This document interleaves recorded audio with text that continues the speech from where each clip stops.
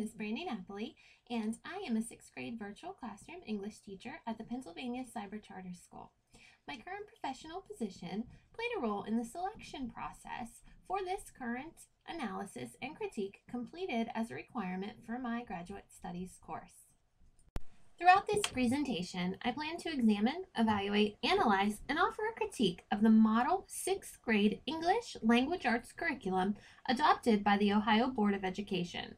Through this examination and connections to the learning sessions from this curriculum course, I plan to gain an understanding and create an analysis of this curriculum in relation to the 5th and 7th grade curriculum model. As a key part of Ohio's new learning standards, the Ohio Board of Education has adopted and begun implementing the Common Core Standards. In 2010, Ohio teachers worked in teams to suggest instructional strategies and resources that align with the new learning standards in English language arts. Armstrong states that, as enactors of the curriculum, teachers interpret, modify, augment, and choose selectively from any materials that are made available to them. It's not apparent how this team of teachers was selected, but they were guided by specific goals and key elements. These teachers were guided by 10 principles in their collaboration in an effort to focus on 3 key shifts: building knowledge through content-rich nonfiction, reading, writing, and speaking grounded in evidence from text, both literary and informational, and regular practice with complex text and its academic language. This curriculum model is designed to correlate with the standards, but does allow for customization and flexibility to meet the needs of schools and students. The State Board of Education adopted the results of their work, English Language Arts Model Curricula, in March 2011. The Ohio Department of Education Center for Curriculum and Assessment explains that this model curricula is a web-based tool aligned to standards that presents information specific to content area by grade level, grade band, and course, provides curricular and instructional guidance, includes instructional strategies and resources, and informs assessment development. Though Ohio's teachers are encouraged to begin implementing now, this will be adopted fully and in place by the 2014-2015 school year. There is an expectation that this will continue to be updated, adjusted, and adapted to meet the schools and students' future diverse needs. In this diagram, offered by the Ohio Department of Education, you can see that the model curriculum is organized by strand: reading, writing, speaking and listening, and language. These strands are then separated into more specific topics, which guide the curriculum model and curriculum development process. Once organized by strand, the model then separates into topics. Within each topic, standard statements show that the curriculum is aligned to the adopted standards. Progressions contained in the strands and topics are designed to inform the teacher of the previous grade's expectations and the expectations of the grades to follow. Content elaborations, which further explain the topic, are also shared. An enduring understanding section explains why these skills in each topic are important. Instructional strategies and resources are available and meant to give teachers ideas and additional resources to help with the instruction. This organization is adaptable and allows for teachers to create and implement alternatives in order to suit their students' needs. As stated in Learning Session 2, 3 major influences on the curriculum are society, learners, and knowledge.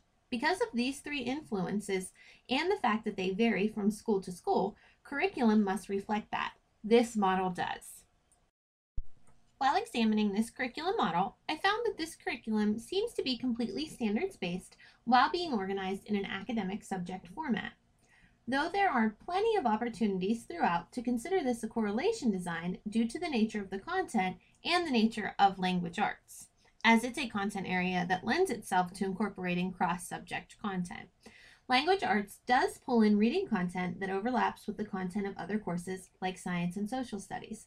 For example, in this specific curriculum model, I found 2 separate instances that require work with The Legend of Sleepy Hollow and reading material on 9/11. These could easily correlate with social studies course, tying the 2 together.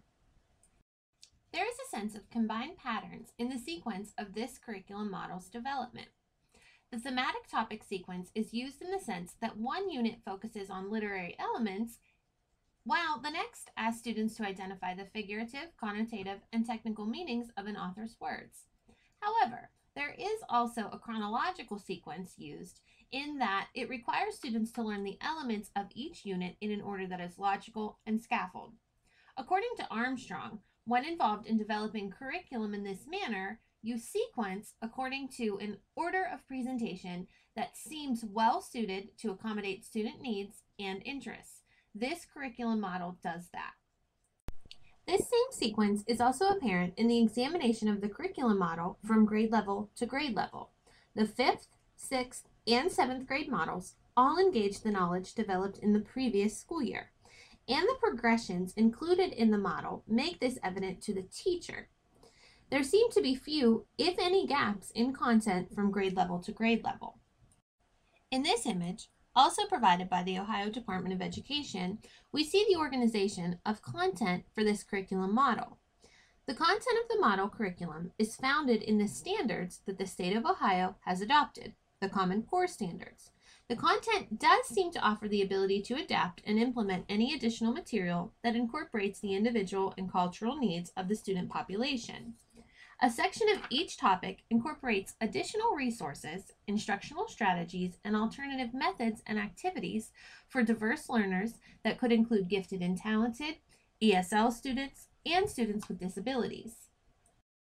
The curriculum model does provide opportunities and evidence that there is use of 21st century technology, such as collaborations via diverse media, creation of audio and video recordings, the use of the internet to create and publish writing and projects. One of the 10 guiding principles was that students must have opportunities to share their ideas, evidence, and research. These principles were followed as teachers developed this model. This is a 21st century skill which will be critical in student careers. Presentations, discussions, project sharing, and debates lend themselves to the implementation of 21st century skills. Throughout the model, though not specific in assessment requirements and measurements, the model does make the utilization of these tools possible. Though the curriculum model does not necessarily offer a great deal of specific details guiding the activity implementations for each topic, the model was not designed as a lesson plan, but rather just a guide for teachers to implement the new standards. The Ohio State Board of Education states specifically in its training PowerPoint that this is not a lesson plan. It is only meant to be a tool to assist teachers design instruction. The language arts curriculum does provide students with material that will enhance their appreciation of the literature and content through examinations of various genres, tones, styles, dialects, and journal keeping activities. Even sometimes seeming broad, the model does suggest instructional strategies, but also allows teachers to adapt in order to allow for more suitable strategies in their classroom that will meet the psychological and cultural needs of their students. There was little evidence in the content of the integration time spent in career-specific opportunities. However, this curriculum was developed in connection to the Common Core standards and a partnership that Ohio has developed with the Partnership for Assessment of Readiness for College and Career, also known as the PARCC. Therefore, this type of preparation may not necessarily be implemented vastly until high school grade levels are reached.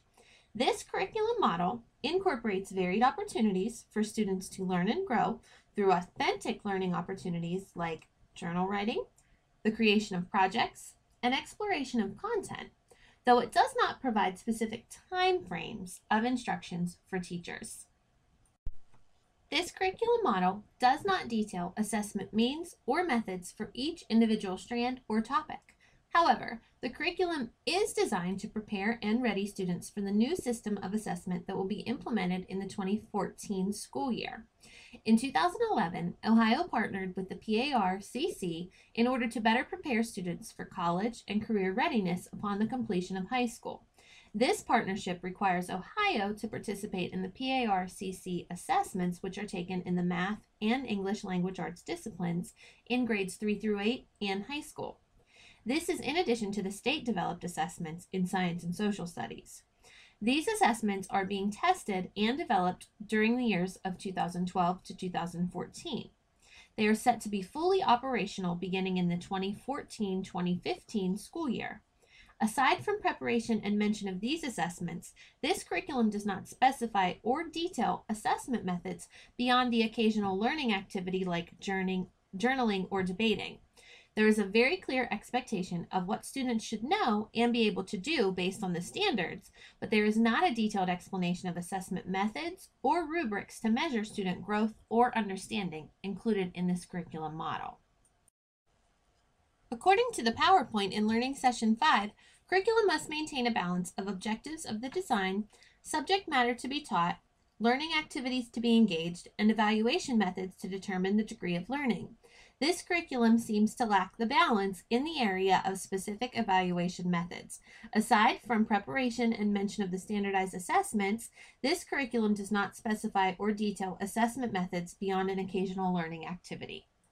Upon completion of my evaluation of the Ohio Department of Education's English Language Arts curriculum model, I've identified a few areas that were impressive.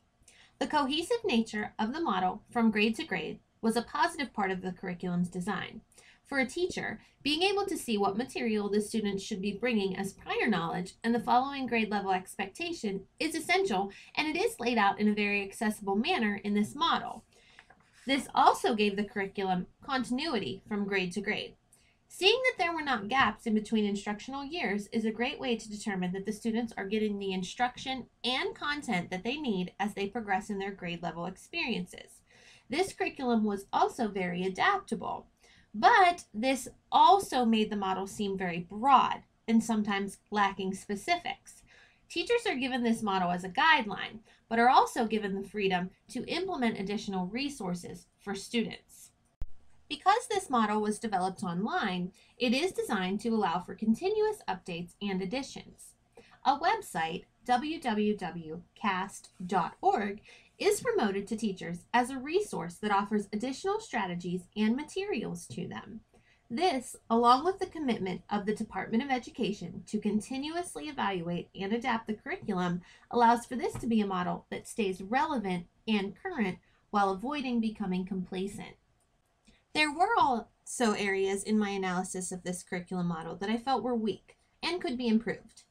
There seems to be a lack of a great deal of collaboration and cross-curriculum connections.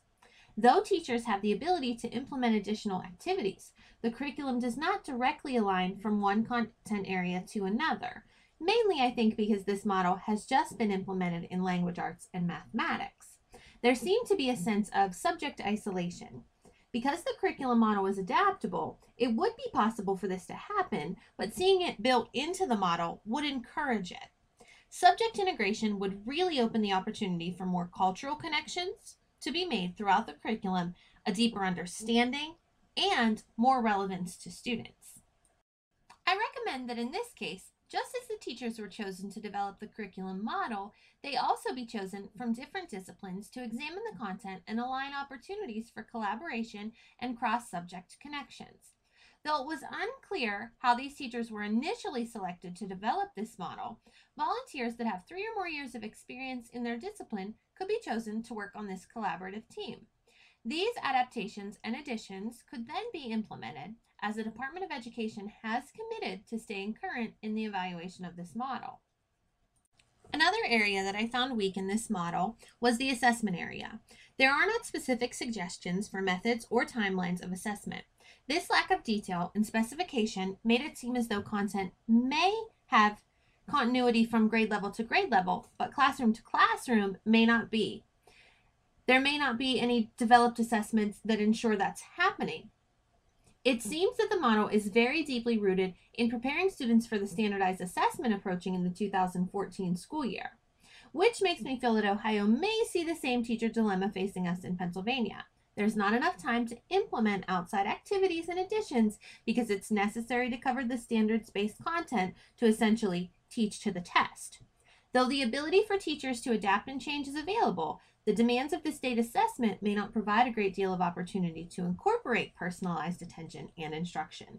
As difficult as that is to do for a teacher, it seems even more unlikely if you are working against a clock to cover material that would be assessed on a high-pressure exam. Offering a recommendation for this is difficult, as state assessments are so heavily weighted in the education profession. However, allowing teachers to meet in order to discuss, plan, collaborate, and share their best practices and methods may reveal ways in which teachers are offering meaningful and personal learning experiences for students while meeting the standards and assessment timeline.